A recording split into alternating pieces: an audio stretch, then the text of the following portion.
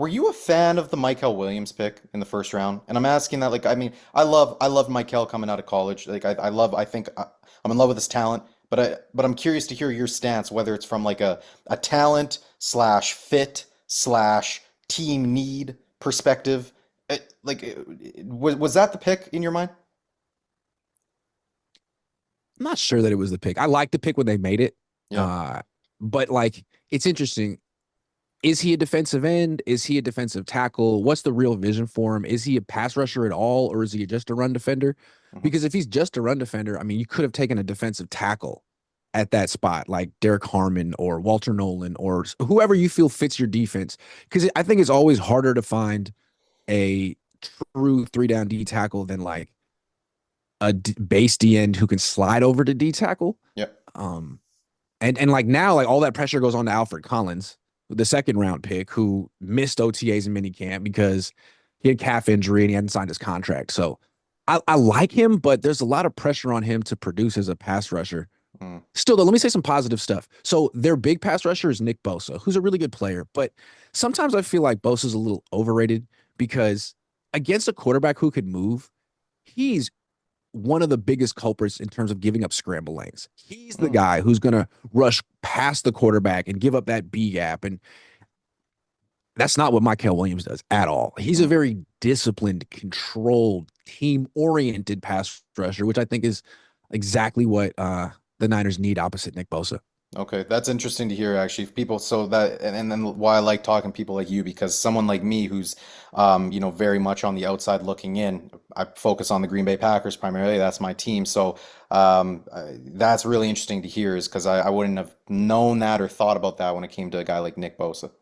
Because like, what's the knock on Michael Williams? He doesn't have a lot of sacks. Well, if you watch his tape, it's because he's very controlled in his rush. He's not rushing. He's not wildly trying to run the hoop and get past the offensive tackle. And when you do that, sometimes you get sacked. Sometimes you get pushed past the quarterback, and the quarterback can get out of the pocket, Hmm. extend the play, scramble. I mean, the defense is really at the quarterback's mercy once he's outside the pocket. And if you watch Bosa, he racks up a lot of pressures, and Hmm. pressures just means getting close.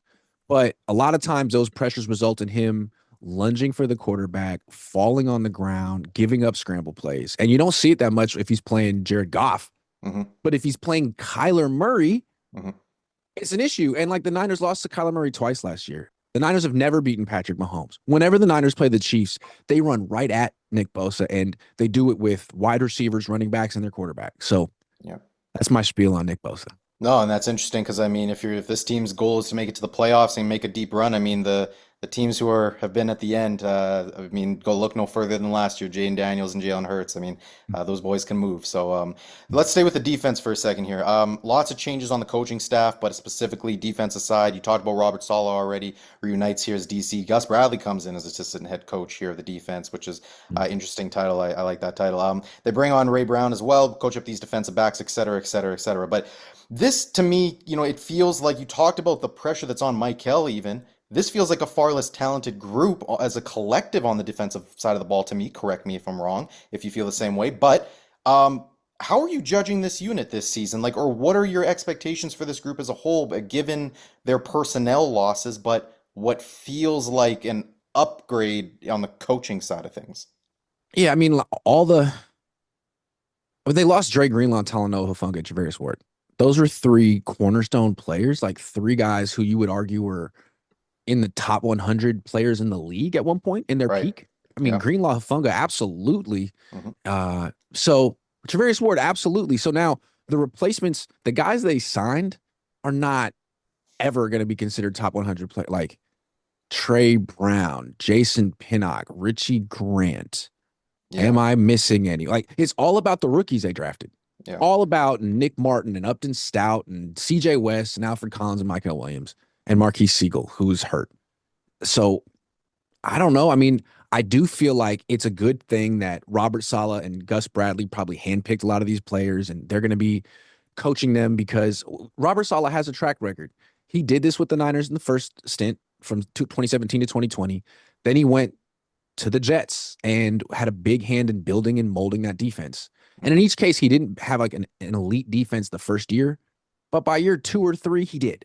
Yeah. And I think that's the expectation with Robert Saleh. He is a top 5 defensive coach in the league. Did he succeed as a head coach? No. But does anyone succeed with the Jets as a head coach? No. So I couldn't write him off as like a future head coach. All I know is that as a defensive coordinator, if you were gonna like compare just as coordinators, Saleh on defense, Kyle on offense, you could make the argument that Saleh's even better. That's how good he is. Mm. So, I mean, that's the Niners' big addition this offseason.